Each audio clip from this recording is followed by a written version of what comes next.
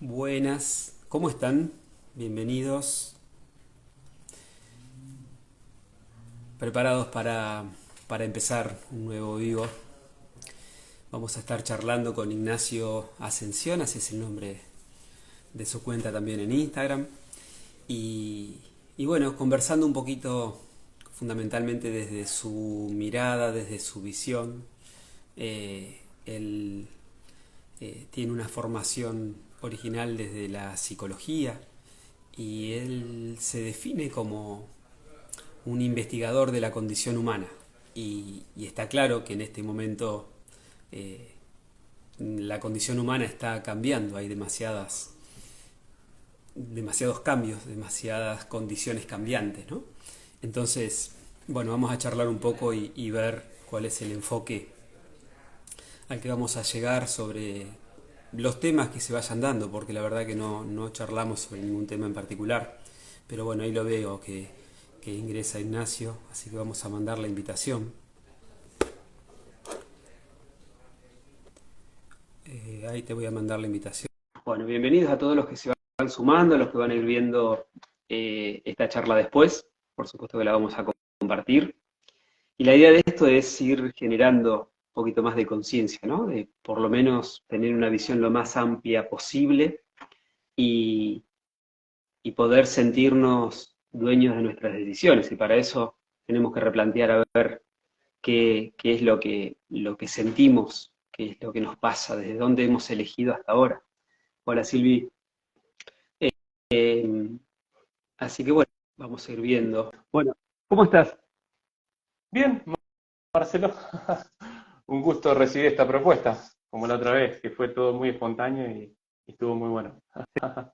Seguro, seguro. Así que bueno, el agradecido soy yo y también hemos disfrutado de aquella charla y ver a dónde nos lleva, ¿no? Me parece eh, por ahí una pregunta inicial es si este es un momento especial el que estamos viviendo, más allá de lo especial que pueden ser todos los momentos.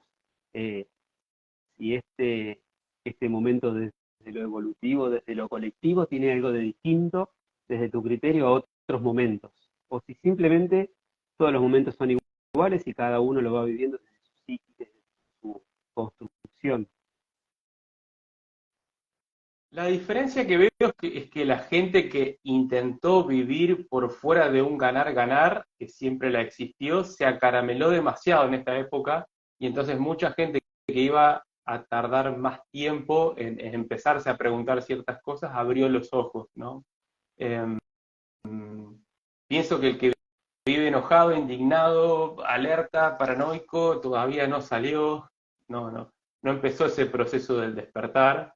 Creo que el darse cuenta tiene que ver con adquirir herramientas para la defensa personal, pero luego no detenerse mucho tiempo en eso, simplemente es ver qué vida quiero construir para mí, teniendo en cuenta esto de que donde uno pone la energía, eso crece.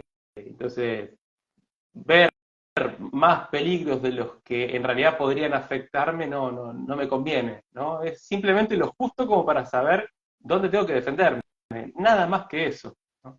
Porque todo esto empezó como una vorágine desde las redes sociales, desde los movimientos no convencionales, desde empezar a ver afuera que hay un despertar, que hay un cambio de conciencia, que hay una evolución, que hay una 5D, que hay, ¿no? Como si todo este movimiento fuera externo a nosotros y de repente hoy estamos dándonos cuenta que no hay nada externo, pero a la vez está todo y que hay un despertar, pero ¿a qué me tengo que despertar? Porque bueno, vamos a ir un poco más adelante, ¿no? Pero si no hay nada afuera, es como que si en algún momento yo tengo que hacerme cargo de, de esto que soy o de esto que delegué en otras personas. Sí, no hay nada afuera, es como que no podemos salir de la dualidad. Lo absoluto convive con lo relativo, la unidad convive con la separación. El, el- el- el paradigma de la unidad absoluta también puede ser muy confuso, te puede caer como una especie como de psicosis, ¿no? Porque el personaje está y hay que jugar con el personaje dentro de la Matrix, el ego está, la personalidad está, y como te decía antes, veces hay que defenderse, a veces hay que gestionar, a veces hay que pedir disculpas, ¿no? Es como que eh, para cada cosa su nivel de comprensión, ¿no? Es como esta cosa de que no hay nada que perdonar. Uno lo entiende luego de un proceso, no hay nada que perdonar. Primero uno piensa que tiene que perdonar afuera, después uno piensa que tiene que perdonarse a sí mismo, y después uno finalmente suelta hasta el perdón a uno mismo, como que dice, bueno, es lo que pude hacer con el nivel de conciencia que tuve, con las creencias que tuve, con la voluntad a la que llegué, y, pero hay que hacer todo el proceso igual, de hacer el juego en el afuera, de disculpa con el otro, de mirarse y ser compasivo con uno mismo, para después llegar a la comprensión de que todo estuvo bien como fue. Pero todas las partes de ese proceso son importantes, son como diferentes enfoques de la misma cosa, ¿no? Como Sí, una cosa no quita la otra. sí, en realidad no fue lo que quise decir, pero lo dejé porque también es algo que se está usando mucho de que no hay nada afuera y todo es lo que yo soy. Lo que quise plantear es no hay nada afuera como solución a lo que a mí me pasa, en el sentido de que yo soy el que tiene que responder. Pero cuando me di cuenta cómo había quedado y cómo lo tomaste, digo, sí, todo el tiempo estamos jugando con esto, ¿no? Con que todo lo que hay afuera lo construyo yo y afuera no hay nada. Y yo creo que eso puede ser cierto desde una quinta dimensión o desde un plano no físico, pero la verdad que es del plano físico donde mis sentidos son una gran fuente de información, el afuera está todo el tiempo, porque esa información todo el tiempo está llegando de afuera. Eh, Creo que es esa cuestión que vos decías de, por un lado, salir de que todo está afuera, porque soy consciente a través de los sentidos, después me vienen a decir de que afuera no hay nada, y pareciera como que estamos con un péndulo que me va llevando a los cachetazos para un lado y para el otro, y en el fondo sigo sin aparecer yo. Claro, es como que me sumo a un paradigma de guerra, de lucha, de ideologías políticas, de que ganen los buenos y pierdan los malos, y vivo con ese estrés en el afuera, y de golpe tomo otro paradigma que en realidad viene de afuera, pienso que es una mirada interna, pero es la idea que otro digamos, me inoculó, de que todo está dentro y todo está dentro y todo está nada más que adentro, entonces hay como una especie como de, no sé, de ego espiritual, de contemplación, integración, o incluso deshacimiento del ego, pero como que una especie como de renegar a la forma de mi personalidad para adquirir una personalidad que otro dice que es la que está bien. Y entonces estoy como siendo muy violento conmigo mismo, ¿no? En realidad no se trata nunca de abandonar el personaje individual que todos tenemos, es que la parte oscura no me tome y que yo pueda gobernar la parte oscura y que pueda sacarle el mayor provecho a ese personaje que me toca interpretar, sacarlo más luminoso y jugarlo y creérmelo por momentos, pero por momentos reírme de que nada es demasiado serio en el fondo. Entonces, todo ese arte ir manejándolo. Sí. Y venimos de una etapa, o sea, si yo tuviera que ver cómo fue o cómo está siendo mi transformación, entiendo que lo más importante que a mí me ha sucedido, sin terminar de resolver absolutamente nada, entendiendo de que todo está mutando permanentemente, entendiendo que no hay estados controlados, sino más bien todo lo contrario, ¿no? Pareciera ser como que el estado es aprender a no controlar nada. Pero me sucede, si yo tuviera que armar una eh, nueva estructura de sentir y de pensar, es el empezar a ver dónde pongo mi responsabilidad, si la puedo ejercer yo o si la sigo delegando en otros. Porque veía una publicación tuya a la cual adhiero 100% con respecto a votar, ¿no? Y por qué ya no votamos más en el caso tuyo y en el caso mío, que coincido con vos. Y más allá de que cada uno lo haga o no lo haga, es una cuestión de que yo estoy poniendo mi autoridad en manos de otros. Puede ser un mandatario político, puede ser lo que me digan en cualquier lado. Pero la pregunta sigue siendo, ¿dónde quedo yo frente a lo que me digan? Porque también ese que me dice, también puede ser desde la espiritualidad. Y que aunque sea algo elevado, yo no estoy conectando realmente con esa autoridad que debería ir despertando de a poco. Entonces, ¿qué nos está pasando en este momento? ¿Cómo lo ves vos, Ignacio, todo esto? Me cuesta hablar, si bien o sea, no es imposible la tarea de encontrar una cierta objetividad o una mirada abarcativa de lo que está pasando a nivel mundial, pero es tan variada la experiencia humana que hablar de un panorama general hoy me cuesta. Quizás en el 2020, quizás 2021, me hubiese sido más fácil, pero hoy en día es como que disparó para tantos lugares que me cuesta encontrar una mirada general respecto a lo que está sucediendo. Puedo decir qué estoy viviendo yo y lo que estoy Sí, viviendo sí. yo es eso mismo que te decía, ¿no? Que en un momento tuvo que subir la guardia, hubo que saber bien qué juego se estaba jugando, pero ahora es como que no hace falta estar tan a la defensiva, ¿no? Incluso ya no tiene tanta fuerza al lado que atacaba, ¿no? Y como que en un momento, por ejemplo, estaba tan fuerte esta forma de manipulación política respecto, no sé, a un feminismo, por ejemplo, que había como más temor, ¿no? Así, guarda que no vaya a ser que diga esto.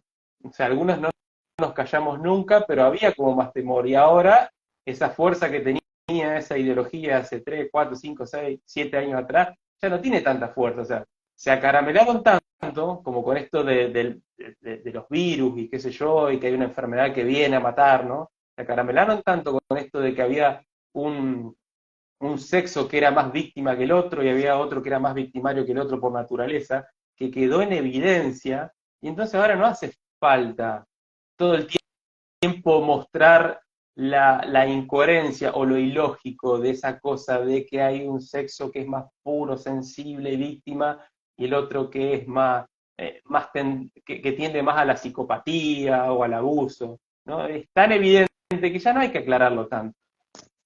Ujú. Y en todas estas cuestiones que han ido pasando, hoy me da la sensación, un poquito lo que vos decís, que sentimos eh, que ya pasó la tormenta, ¿no? Lo cual no significa que esté todo bien, significa que ha pasado la tormenta y esa obligatoriedad de tomar decisiones forzadas a veces, desde lo sanitario, desde las presiones ideológicas en distintos aspectos, y vos sentís que dentro de estas presiones o detrás de estas presiones, en todas las personas quedó una semillita. ¿Vos sentís que todos hemos sentido que fue un proceso fuerte y que eso genera un cambio o pensás que hay personas que no? O sea, son preguntas más bien personales, ¿no? No digo que uno tenga la respuesta. Lo que quiero decir es que eh, yo ya no soy el mismo frente a todo lo que pasó. Claramente me veo desde un lugar totalmente distinto. Digo, en la condición humana, desde la psiquis, que es lo que vos te formaste eh, durante mucho tiempo y después fuiste dándole todo tu perfil. ¿Se puede ser el mismo frente a lo que pasó o inevitablemente nos llevó a otro lugar? Yo creo que hay muchas más personas que empezaron a preguntarse, pero claramente no es la totalidad, ¿no? Para muchos directamente no, simplemente fue una pandemia, nada más. Y, y hubo que inocularse y nada, y a mí me generó esto y perdí el olfato, perdí el gusto, pero nada, no pasó nada, más allá de eso, de lo que los medios decían que había que hacer o cómo gestionar lo que estaba sucediendo. Y después hubo mucha gente que no creyó nada y después otro que le quedó ahí picando, ¿no? Y que escuchan hablar a los conspiranoicos y por ahí ya los escuchan un poquito con menos, con menos desprecio automático, ¿no? ¿No? Entonces creo que están todas esas posibilidades. Me da la sensación que hoy el hilo conductor, que en otro momento fue lo sanitario, tiene que ver con lo económico. Hoy pareciera ser como que podemos ver la crisis económica desde, bueno, los que estamos en Argentina como que es responsabilidad de fulano, de mengano, pero siempre a nivel local, y a muchos en su país le pasa lo mismo, y hay otros que podemos decir, bueno, esto es una consecuencia de, de un plan mayor, ¿no? De algo que sabíamos que iba a suceder o que se iba a generar, y una de las manifestaciones era la respuesta económica. Pero digo, frente a eso, ¿qué actitud tomamos? ¿O nos quedamos esperando que cambie esa cuestión económica o empezamos a sentirnos eh, capaces de generar un cambio en lo personal? Exacto. Sí, una vez escribí una cosa así como que la abundancia se alejaba de nosotros tanto si creemos que el Estado tiene que darnos, como si creemos que el Estado tiene que sacarnos los dos pies de encima, ¿no?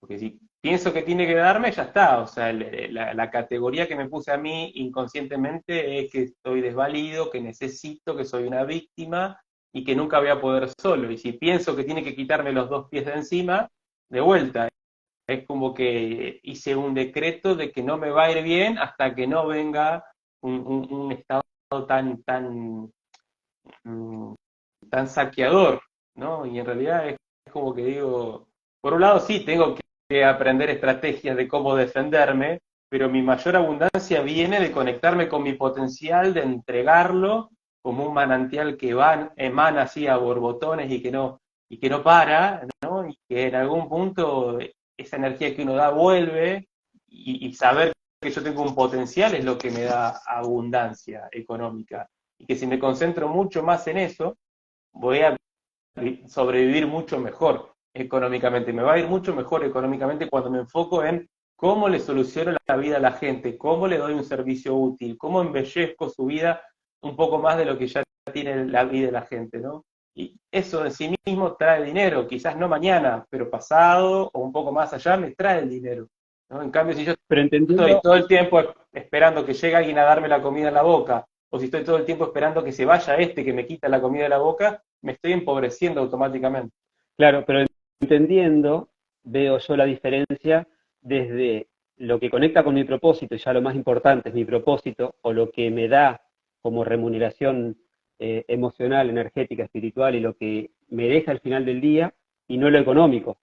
O sea, o estoy dependiendo de que haya una remuneración económica sin preocuparme para qué lo hago, o empiezo a depender un poquito de qué sentido tiene esto en mi vida, más allá de que me paguen bien o me paguen mal, más allá de que tenga seguridad económica o que no la tenga.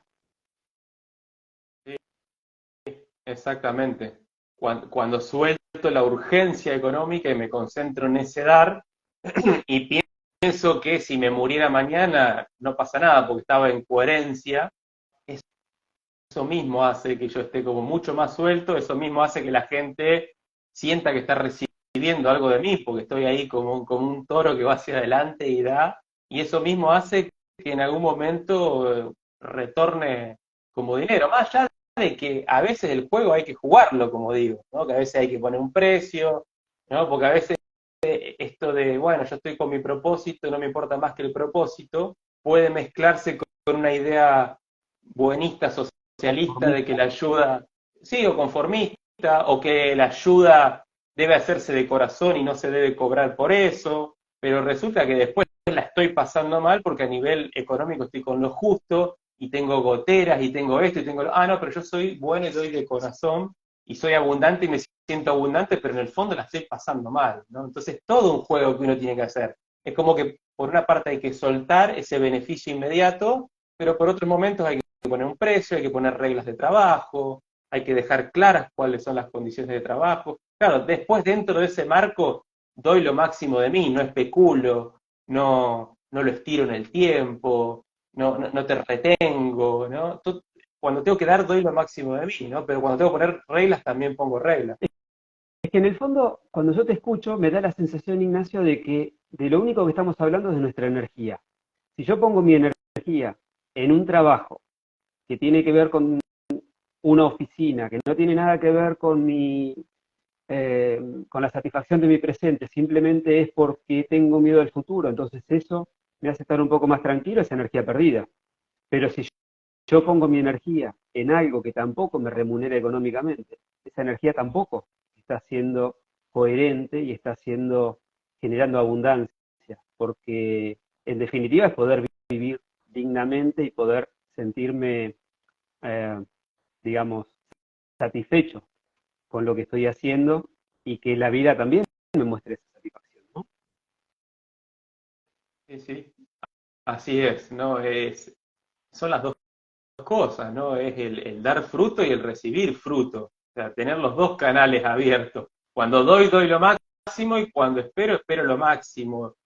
Lo máximo en el sentido de que no voy a frenar las vías de ingreso, no es que voy a pretender que vos me des lo máximo necesariamente, ¿no? Pero si la vida me envía, ¿por qué me voy a cerrar a eso, ¿no? De vuelta, el yin y el yang, hay momentos que es para entrega máxima y para un dar máximo, y hay momentos para disfrutar de la cosecha, y para sentarse y para hacer ocio, y para reponer energía, ¿no? Y los merecimientos, ¿no? Como hilo conductor, de Exacto. cuánto, qué tan importante pueden ser los merecimientos y cuánto me merezco, cuánto soy capaz de recibir. Estamos muy entrenados, me parece, con respecto a las obligaciones de dar, pero no nos obligamos a recibir, o no nos permitimos muchas veces, ni siquiera obligarnos. Pero ese dar y recibir ese equilibrio, muchas veces lo rompemos a favor de los demás porque es más fácil decirnos que no a nosotros mismos que decirle que no al otro. Y por ahí también tiene que ver con la personalidad, ¿no? Como hay personalidades que son más extrovertidas, más introvertidas, más con el mandato de dar o más egocéntrica, pero estamos todos destinados a encontrar ese equilibrio. Es así. Somos interdependientes los seres humanos y hay que ser soberanos, hay que ser autónomos, ¿no? Pero seguimos siendo interdependientes. El problema está cuando viene alguien de afuera y pone reglas sobre los acuerdos de libre intercambio que hacemos entre nosotros, ¿no? Ya sea a nivel económico o a nivel salud o a nivel lo que sea. Pero así todo, lo que nos enriquece es ese intercambio, esa sinergia constante. Entonces, tengo que haber momentos donde me tengo que permitir recibir eh, todo lo que puedo recibir, para después dar todo lo que puedo dar, ¿no? O sea, cuando yo estoy en mi trabajo, por ejemplo, pienso que quien está enfrente mío se merece lo máximo de mí. Pero después, yo cuando tengo que, por ejemplo, utilizar lo que coseché de ese trabajo, también tengo que pensar, me merezco lo máximo. Yo di lo máximo y también me merezco lo máximo, ¿no? Eso se puede ver casi como como un, una escuela, un laboratorio en una relación sexual, ¿no? O sea, el dar y el recibir, ¿no? ¿Qué tanto fluyo en el dar y qué tanto fluyo en el recibir? Eso puede ser una representación de todo lo que es mi vida. Claro. Sí, y la capacidad de permitirme placer, ¿no? La También, exacto. capacidad de poder sentir y de conectarme con el sentir, porque eh,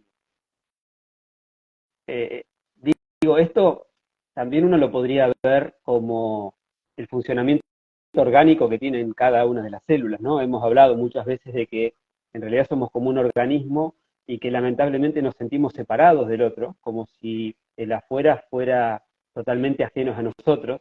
Y cuando uno usa la metáfora como funciona un organismo vivo, que puede ser nuestro propio cuerpo, eh, cada órgano está funcionando por tejidos, cada tejido está constituido por células, y si bien la célula contribuye a ese tejido y en parte depende del tejido, también hay un funcionamiento intrínseco y que necesita esa célula, no digo ser consciente porque creo que no es aplicable a eso, pero sí que haya un funcionamiento para que el tejido después pueda seguir funcionando. O sea, esta idea de separación que nos han metido durante mucho tiempo y, y de no ser conscientes de lo que somos capaces de hacer individualmente. ¿Por qué te parece que nos está pasando eso, Ignacio? En el sentido eh, de que todo lo que nos sucede, sucede porque hay una afuera. Yo siempre digo, nos nutrimos porque tenemos un buen alimento, pero de repente dejamos de tener la capacidad o nuestro cuerpo se manifiesta no absorbiendo determinado nutriente y de repente ese alimento que es el mejor de todo no nos alimenta. no nos nutre, no nos lleva a un estado mejor. Pero sin embargo, la mirada está puesta en el afuera. Nos cuesta ir a hacernos cargo y a recobrar esta autoridad de... A mí me gusta la etimología de responsabilidad, ¿no? Esto de poder responder con esa habilidad que muchas veces nos negamos a nosotros mismos. Eh, em, esa mirada, ¿desde dónde sentís que tiene que cambiar?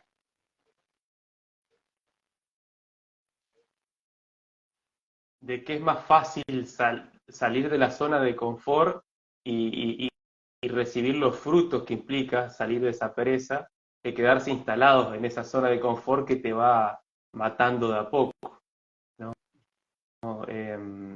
Claro, nos cierra más la idea siempre de que hay un enemigo afuera.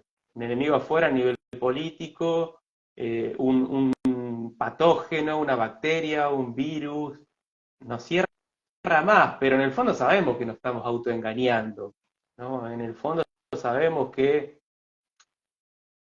Claro, pasa que si yo me pongo a ver, digamos, lo que es evidentemente falso, pero que todavía me estoy autoengañando, es tanto lo que tengo acumulado que me da pereza ver todo eso, ¿no? Es como que prefiero seguir metiendo una basurita más abajo de la alfombra por la pereza de levantar la alfombra y empezar a limpiar la cantidad de mugre acumulada, ¿no? Entonces, si yo ¿Vos sentís que, asumo, vos sentís que es sí, la pereza, fundamentalmente? Eso que nos frena y que no nos permite conectar con quien somos en esencia. no, creo que tiene que ver con estar confundidos todavía y no darse cuenta de que tiene mucha más ganancia limpiar toda esa cantidad de mugre que hay abajo de la alfombra y después enfrentarse a lo que viene ya mucho más limpio, ¿no? Y conectado con uno mismo, que seguir tapando, ¿no? Seguir tapando.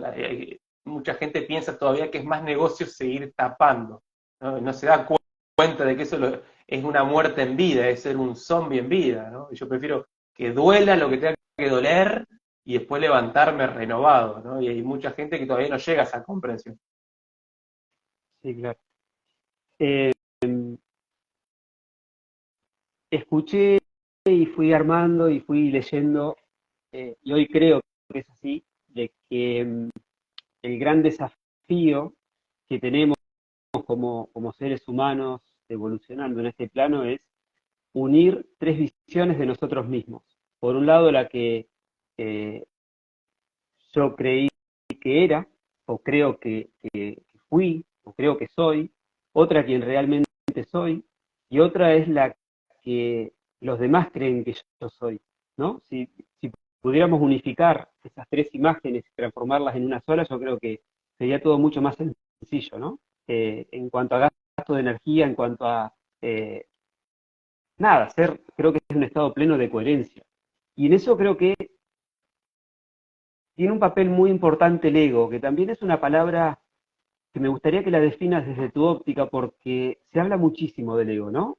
Pareciera ser como el gran detractor, el que hay que matarlo porque es el único que, que no nos deja de ser nosotros. Y por otro lado, pareciera ser también que es una herramienta que bien utilizada puede ayudarnos a favor. ¿Qué visión tenés vos, Ignacio, con respecto a todo esto y si coincidís con lo que te decía?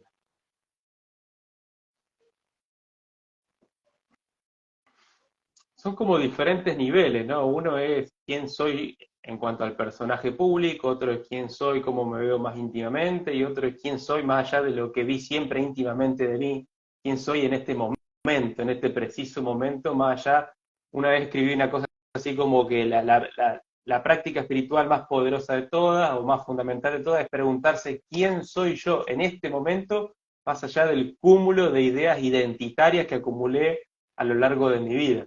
¿Quién soy en este momento? ¿No? Ahí se abre una pregunta muy amplia. Aún así, no podemos despojarnos del personaje, no podemos salir del juego, ¿no? Entonces, simplemente es el personaje me lleva de las narices o yo Lo uso utilizo al personaje. a mi favor.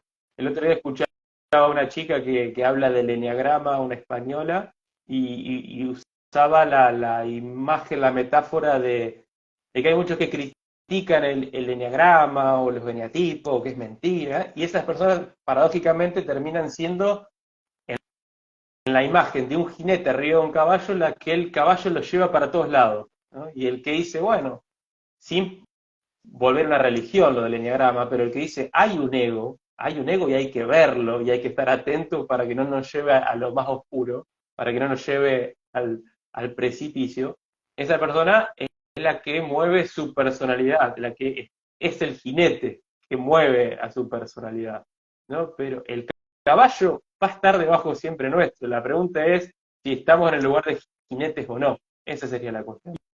¿Y con qué objetivo lo manejo? ¿No? ¿Hacia dónde Sí, quisiera ir? claro.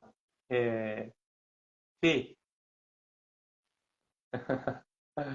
Digo, porque me da la sensación que si yo el ego, como esta construcción externa, la puedo unir o puedo hacer lo que sea funcional para mi propósito, que mi esencia siempre esté retribuida a partir de ese ego, eh, creo que está buenísimo, creo que es una herramienta maravillosa porque estamos viviendo en un mundo 3D donde necesito el dinero, necesito que los demás me vean de una manera, necesito poder mostrar quién soy.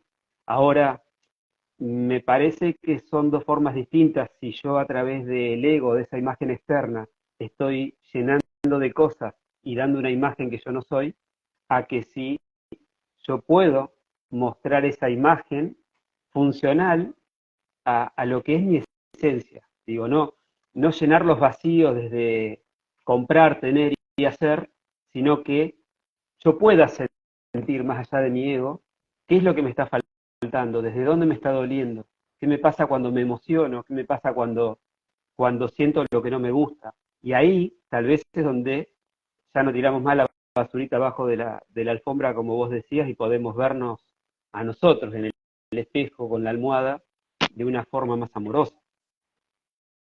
¿Alguna vez hablé del eneatipo 3 del eneagrama, por ejemplo, que es el personaje el exitoso, el que necesita ser visto, el que necesita reconocimiento porque él no sabe quién es y no se reconoce, y entonces se transforma camaleónicamente todo el tiempo viendo qué es lo que más garpa socialmente, y es Eso como es. si fuera un cúmulo de todo lo que la sociedad dice que tiene éxito. Él agarra, se mimetiza con todas esas conductas de, con esas conductas, digamos, de caer bien, de agradar, y eso es lo que interpreta, ¿no? Como no podemos salir del ego, o sea, si esta persona tiene un eneatipo 3, por ejemplo, y no puede salir del ego, tengo dos opciones. O sigo siendo el personaje camaleónico que ya encontró cuál es la forma de tener éxito en esta red social, ya sabe para dónde moverse en el baile de TikTok para que suban los seguidores y los me gusta, ya le encontró la vuelta al algoritmo. Entonces, eh, o sigue en esa vida que tiene millones de seguidores, mucho dinero, pero llega a la casa a la noche y en su fuero interno dice, soy una farsa, nadie me conoce, me siento súper solo, y por más que tenga millones de seguidores, me siento súper solo y vacío en esta mansión, ¿no? Y ese éxito no te da paz. Y ese éxito no te da paz. Pero ¿qué pasa? Como no puede salir del ego, lo que sí puede hacer es, bueno, en vez de tener 100 millones de seguidores, no me importa si llego a tener 200.000, yo quiero seguir, que la gente me siga viendo. Hay como una inercia de necesidad de que la gente te mire con esa personalidad.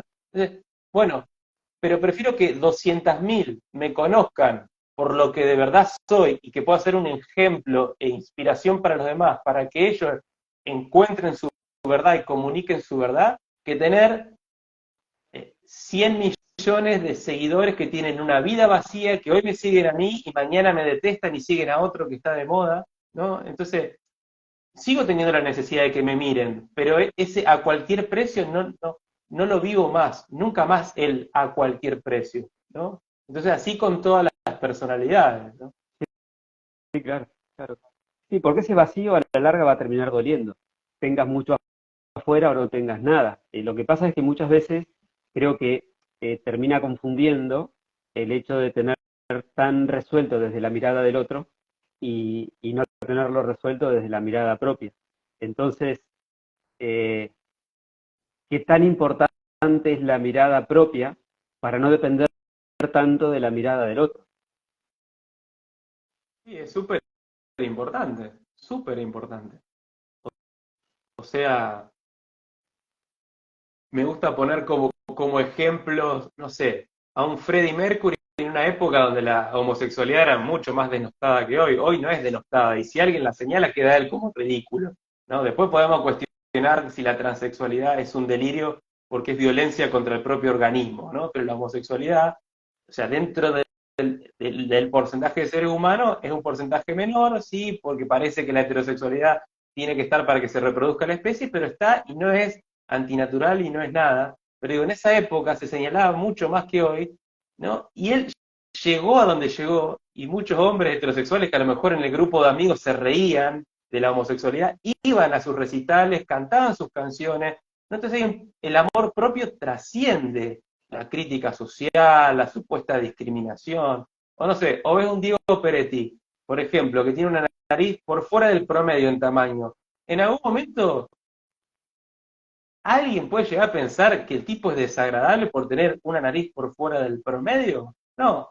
O sea, en general no, pero ¿por qué? Porque seguramente él tiene ese amor propio y nos lo transmite, Y ¿no? En tiene un cambio, nivel si de otro, seguridad. y tiene un nivel de seguridad que te olvidas del físico y hasta así, es una peculiaridad, pero no es un defecto físico, ¿no? En cambio, otro diría, ¿cómo querés que llegue? Si mirá la nariz que tengo, en la escuela primaria se me reían, en la secundaria también, ¿viste lo que son en el mundo de la actuación? Son todos modelos, te pensás que me van a elegir a mí, ¿en qué casting me van a elegir? Imagínate si él hubiese tomado esa actitud, no hubiese llegado a ningún lado. Entonces, lo primero de lo primero es lo que yo pienso de mí. Después, lo otro te va a afectar o un montón o casi nada, según el trabajo interno que tenés respecto a eso. Que bueno. Eh, Ahí conecta con algo que para mí es muy importante hoy y que creo que está siendo atacado de todos lados, que es el derecho a la individualidad, ¿no? El, cada vez hay más movimientos colectivos, cada vez hay más estructuras a las que perteneces o no perteneces, como si el sistema te obligara a formar parte de algún bando. Y yo me acuerdo que en una época yo daba clases de fisiología, ¿no? Me acuerdo que estudiábamos o le dábamos a los alumnos los trastornos de la alimentación. Y cuando hablábamos, por ejemplo, de la bulimia o la anorexia, una de las cosas que más se hablaba era de desconfiar, no de desconfiar, perdón, de no confiar en lo que la persona decía de su propia observación. O sea, no alcanza con que la persona se reconozca como una persona obesa cuando vos ves que esa persona le faltan 20 kilos para mantener su fisiología saludable o que está muy por debajo de su peso. Digo, la percepción o la autopercepción no alcanza. Sin embargo, hoy se han instalado parámetros donde alcanza con percibirse de una manera y de otra. Y siento que, sobre todo en personas que se sienten muy inseguras porque no han podido conectar con esa individualidad, son más fáciles de arrastrar y de llevar a un modelo externo, donde está permitido que hoy puede sonar agresivo, pero hasta han aparecido personas que se consideran árbol, ¿no? Y está el derecho a considerarte y autopercibirte de esa manera. Va en contra de la salud y va en contra del sentido común. Desde la psicología, Ignacio, ¿cuál es el límite de eso? Porque no sé si la pregunta tiene respuesta. La verdad que no sé, es un pensamiento en voz alta. Esperame Pero un segundo que me quito el suéter y estoy. sí, sí, sí, sí, sí.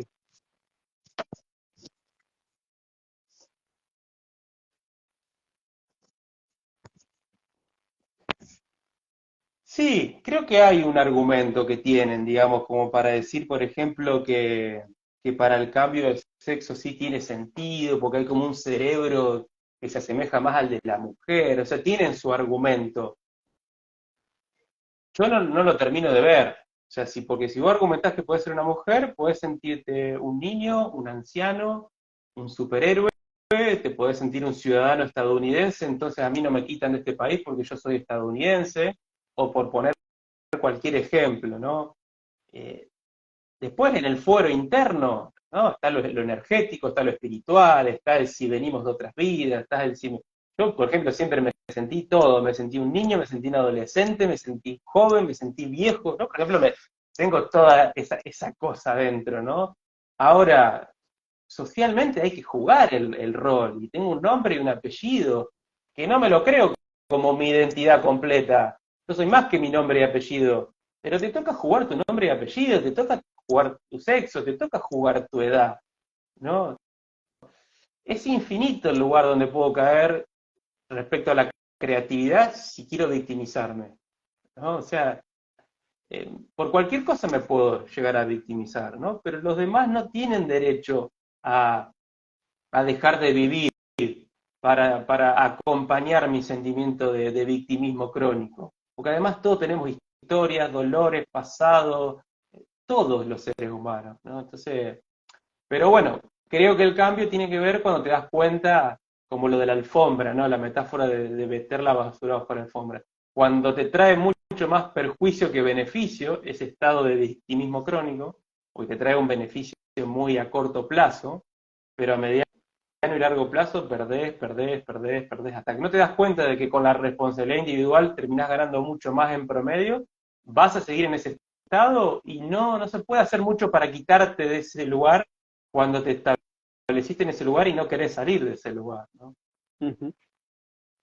Sí, sí, está claro que el camino es cada vez más lejos, ¿no? Mientras que siga enganchándome en movimientos que teóricamente me representan, pero que parte de lo colectivo nunca va a partir de mi individualidad. Siempre mi individualidad se va a sumar a un movimiento que fue externo a mí. En el fondo estamos haciendo lo mismo cuando hablamos de que aprendo porque hay un docente y no porque tengo ganas de aprender, que me nutro porque hay un alimento y no porque mi cuerpo está haciendo todo el metabolismo. Entonces, cuando pasa lo contrario, yo ya no estoy para poder dar respuesta a eso, porque siempre mi capacidad de nutrirme estuvo afuera, mi capacidad de aprender estuvo afuera. No puedo corregir nada, porque nunca fue mío.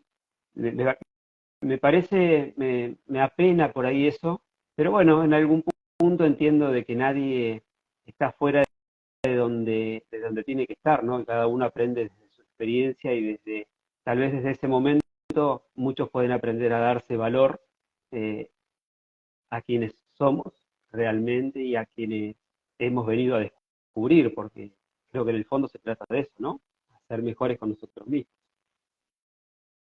Sí, sí, es eso, es ser compasivo con toda la humanidad, pero no porque sea compasivo y entienda, quiere decir que voy a justificar o que no voy a poner límites, simplemente es darme cuenta de que yo en algún momento, de algún modo, estuve en ese lugar que me da bronca que esa persona esté en ese lugar. Y lo reconozco porque en algún punto lo viví. Claro. Y porque todos por momentos nos victimizamos. El tema es cuando se hace algo crónico, ¿no? Sí, totalmente. Ignacio, y en esto de ir despertando y de darnos cuenta de que queremos tal o cual cosa que todavía no tenemos, o empezamos a ver, porque creo que estamos de acuerdo que en el despertar es este estado de apocalipsis, ¿no? Donde vemos que se empiezan a caer los velos y podemos ver un poquito más allá de lo que veíamos. Pero es probable que estemos viendo cosas que no nos gustan y aún así, como vos decías, no tengo la claridad de lo que quiero o no tengo la fuerza de poder hacer ese cambio. Pareciera ser como que ese cambio para muchas personas tienen más con la capacidad de perder que con la capacidad de ganar. Entonces me termino quedando un poquito. ¿Qué, qué forma podemos compartir? ¿Qué ejercicios sentís? ¿Qué cambio de mirada sentís que puede ayudar a aquel que está haciendo lo que no quiere y encima se siente mal por no poder encontrar la respuesta? Que me imagino que debe haber varias personas en ese proceso, en esa transición, para salir de donde estábamos. La imagen que siempre pongo es la misma, es lecho de muerte. Si me fuera a morir mañana, me iría satisfecho porque estuve lo más al día que pude en cuanto a mi llamado interior, o me iría frustrado por haber esperado demasiado hacia el futuro, o haber esperado un momento mejor, o haber esperado que las cosas cambien, o haber esperado lo que sea, ¿no? Me la jugué por mi vocación todo lo que me la pude jugar, dije lo suficientemente te amo, te quiero, te aprecio, pedí disculpas a quien tenía que pedirle disculpas, etcétera, etcétera, ¿no? Cuando estoy al día, no hay tanto temor a la muerte, ¿no? Y cuando vivo desconectado de mí y postergando todo a futuro, esperando que se dé el momento ideal para yo ponerme al día, entonces ahí cuando me iría frustrado, ¿no? Entonces, si ante la imagen del hecho de muerte sentís que te irías frustrado, momento de jugársela y arriesgarse, por más que parezca que al principio vaya a perder. ¿Quiénes somos, Ignacio? Detrás de este ¿Quiénes avatar, somos? de este traje.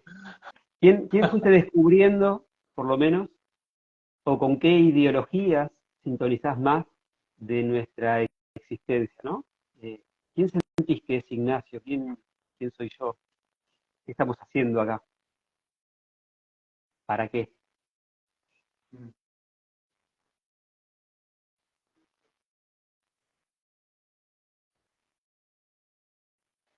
Creo que tiene que ver con experimentar y ver hasta dónde, hasta qué magnificencia puede llegar nuestra capacidad humana a través del libre albedrío. Cuando dejamos de poner excusas, justificarnos y victimizarnos, y usamos toda la energía que tenemos a favor de crear algo grande, bello y espectacular, ¿no? Creo que tiene que ver con eso. Después hay un montón de otras cosas que no las entiendo igual. O sea, por más racionalización que haga respecto al, al, a la vida y a la muerte y todo eso, hay ciertas cosas que no las entiendo. A mí, hasta el día de hoy, me sigue dando temor la muerte de los seres queridos y el no contacto más de cuerpo a cuerpo con los seres que amo. Eh, Ujú. ¿No? Después, no sé, algunos tendrán la experiencia de que ese ser sigue estando presente o que van a volver a reencontrarse o lo que sea, pero en principio duele como la puta madre, ¿no? Ahí no puedo decir que no, ¿no? Ese sería el ego espiritual, el que aún sintiendo ese dolor profundo prefiere hacer Te una das la superación. racionalización. Claro. Ah, Te haces de superado entonces, porque está bien. claro, claro, es como que hay un punto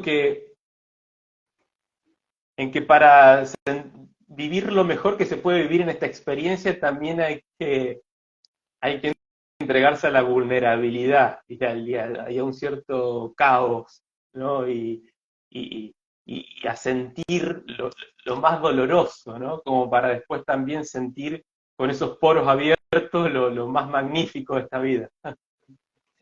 Sí, sí. No, pero está, bueno, en el fondo lo que vos estás planteando también es un estado de coherencia necesario para que no hacer lo que está bien, sino hacer lo que siento. Ser coherente con eso de si yo lo que estoy sintiendo es inseguridad, ¿qué tiene de malo mostrar esa inseguridad o respetar lo que estoy sintiendo? Porque si no pareciera ser que esa sensación deja de tener sentido, cuando tengo que cambiarla para que desde mi ego sea bien visto y me dé más seguridad, que es un poquito lo que venimos charlando desde el principio, ¿no? Pero me gustó mucho eso que dijiste de, más allá que haya algo detrás del nacimiento o después de la muerte, que no lo tenemos como certeza, pero cada uno podemos conectar con alguna sensación, con alguna eh, forma de saberlo. Pero esto de que es tan importante el generar la experiencia, no quedarnos afuera de la experiencia, ¿no? El darnos el derecho a experimentar, porque yo también siento que en definitiva a eso hemos venido. A, creo que lo único que nos enseña es la experiencia, es a mí esto que vos estás diciendo me lleva a cuando yo era chico. Eh, Más allá de que el consejo externo te pueda ayudar y te pueda solucionar un montón de cosas o hacer los caminos más fáciles, uno no aprende por hacer el camino más recto, aprende por transitar las curvas, las piedras, y creo que eso es lo que nos da el estado evolutivo, ¿no? El saber qué hago frente al enojo, el saber qué hago frente a la vulnerabilidad, saber cómo crezco desde sentirme chiquitito, y eso es la experiencia. No hay forma de aprenderlo, sino es a través de transitar y de animarnos a dar ese pasito. Exacto, sí. Sí, es quién soy si soy lo más fiel a mí mismo. ¿Qué puedo experimentar si me mantengo tenazmente en el camino de ser lo más que puedo ser yo mismo, ¿no? Es así, que no es rebeldía porque sí, rebeldía adolescente, que mis padres dicen que vaya para el norte, voy para el sur. Es cuando el corazón me está llevando por un lugar, me voy a mantener ahí, por más que me quieran distraer o me quieran tentar o manipular para que salga de acá. No ante cualquier cosa, porque a lo mejor en muchas otras cosas te puedo decir, sí, tenés razón, me estaba desviando y te escucho y tenés razón, ¿no? Pero en eso que vos decís, algo me lleva hacia ese lugar y vienen todos los impedimentos, no me voy a distraer y voy a seguir ahí fielmente. Si me distraje por un ratito, pero voy a seguir. Y otra pregunta, ¿qué importancia para vos tienen nuestras creencias? ¿Y hasta qué punto podemos trascender esas creencias?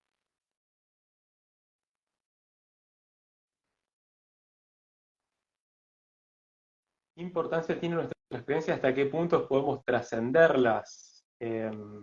Bueno, y tiene que ver con la honestidad intelectual, básicamente, que cuando te das cuenta de que con eso que estás sosteniendo mentalmente cosechás más miseria, dolor, aburrimiento y demás, es cuando decís, bueno, en realidad esto es dogma lo que estoy repitiendo y una y otra vez, es miedo a ser mirado de otra manera si cambio mi forma de estar en la vida, es miedo a ser juzgado, es miedo a perder el afecto, a no poder seguir defendiéndome, lo que sea, pero no es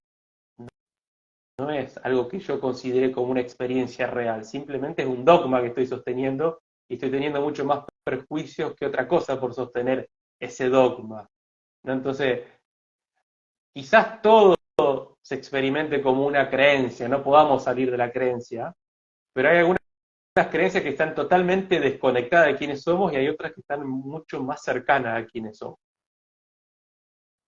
Sí, y lo que creo es que nunca podemos hacer nada fuera de esas creencias, ¿no? Es el límite que tenemos autoimpuesto o que nos han puesto durante distintos estamentos, distintas estructuras.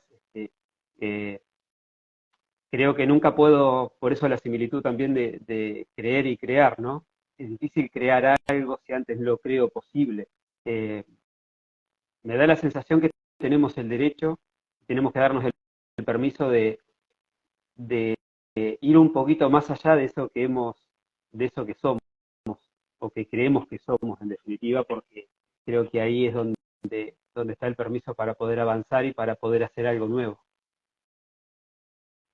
Sí, es así. También creo que hay ciertas verdades, ¿no? Esto de lo absoluto y lo relativo, ¿no? Porque un padre, por ejemplo, ponga límites, no quiere decir que a su vez no escuche y comprenda a su hijo el por qué le pasó lo que pasó, por qué se comportó de tal manera, ¿no? Y no porque escuche voy a dejar de poner límites, ¿no? Entonces, de vuelta, en esta cosa dual, que haya un montón de miradas, de cuestiones que tengan que ver con la subjetividad y el relativismo, no quiere decir que no pueda haber algo más universal y objetivo, pero no por imponérselo a los demás, sino porque uno lo siente así, ¿no? Por ejemplo, lo que pasó en el 2020 te lleva, si es que no lo venías revisando, y si lo venías revisando quizás a revisarlo aún más, a la mirada salud-enfermedad, qué es la vida, qué es la salud, qué es la enfermedad. Realmente estamos siendo atacados constantemente por bichos que están en el ambiente y, y, ¿no? Y estamos en un mundo macabro donde estamos a la deriva y cualquiera puede morir en cualquier momento y somos súper vulnerables, o en realidad O la enfermedad es la... Ajá, hay leyes claro, que no estoy teniendo en cuenta, ¿no? claro. Eh, Exacto, ¿no? O en realidad la enfermedad es otra cosa, como dice Matelva, ¿no? Es otra cosa, ¿no? debería ser excepcional para mí, sea tan constante y tan abarcativa, seguramente es por cómo estamos viviendo, pero debería ser esa excepción que aparece y nos dice, volvé a tu camino, no es por ahí, ¿no? Pero por ejemplo, para poner la mirada en ese mundo de afuera, porque hoy hablábamos de lo de afuera y lo de adentro, bueno, por ejemplo, hasta hace 150 años o 200 años no había ninguna inoculación y sin embargo la raza humana llegó hasta ahí. O sea que tan vulnerables no somos, claramente, ¿no? Y de golpe se necesitó una, y dos, y tres, y cuatro, y cinco, y seis, hasta como 50, hasta los 18 años se están poniendo, ¿no? Entonces, Y hasta no sabés cuál es la capacidad biológica del ser humano, porque ha sido tanto trastocado que no sabés. Y vos decís, bueno, pero entonces el ser humano es el único que se maneja con reglas distintas al resto de la biología, porque aparentemente la biología es mucho más sabia, salvo en el ser humano, donde el sexo que tengo está equivocado, mi sistema inmunológico está equivocado y está fallando, ¿no? Pareciera ser como que si yo no soy intervenido, está todo mal. Y en algún punto revisar esas creencias, a ver si yo sigo creyendo en todo eso. Hasta en lo que me dijo mi papá, que me dijo que no servía para esto, ¿no? De cualquier cosa. Si esa creencia, como vos decías, no es una creencia potenciadora, revisémosla, a ver si sigo creyendo o es algo que nunca revisé. Y si la creencia es limitante, bueno, buscar el recoveco como para poder ver desde un enfoque distinto, cambiar mi perspectiva. Y si hay alguien que está haciendo las cosas bien, y si hay alguien que no se enferma y yo me enfermo, y hay alguien que es exitoso y yo no lo soy, tal vez lo que yo puedo rever es eso, ¿no? De qué manera me estoy conectando con mis propias limitaciones, con mi propia interpretación, con mi propia imagen, cuánto me castigo a veces, ¿no? Porque el sistema me castiga, entonces no puedo entrar en ese modelo de éxito, entonces soy el peor de todos. Creo que podemos ser nuestro peor enemigo. sí, sí, es así. Como decía la frase de que ni tu peor enemigo, ¿no? Puede hacerte tanto como tus propios pensamientos, que son esos pensamientos que no miramos, ¿no? Que no miramos con compasión. Yo siempre, no siempre, alguna vez puse la imagen del ego como un bebé, que llora y llora y llora, ¿no? Y el bebé que llora y llora y llora, o sea, no podés ni ceder ante su capricho, ni tampoco podés castigarlo, ¿no? Entonces acompañarlo hasta que merme ese capricho, ¿no? Entonces el ego es un poco así también, ¿no? Qué linda imagen, sí, totalmente. Eh, bueno, Ignacio, la verdad que nada, a mí me, me pone muy bien el ayudar a poder comunicar y estas cosas que una persona a través de una palabra o a través de eh, algo que escucha pueda generar un pensamiento nuevo, un pensamiento más consciente, ¿no? Y creo que desde ahí es donde podemos ir haciendo los cambios absolutamente individuales, absolutamente individuales. Sí entiendo de que este es un movimiento colectivo donde hay como una marea, ¿no? Que te va llevando y que es más fácil verse reflejado en el otro porque este proceso lo estamos viviendo, entiendo, desde otra intensidad, pero también entiendo que si no nos arremangamos y vamos a ese lugarcito interno que está escondido bajo 5 llaves, nadie lo va a hacer por nosotros.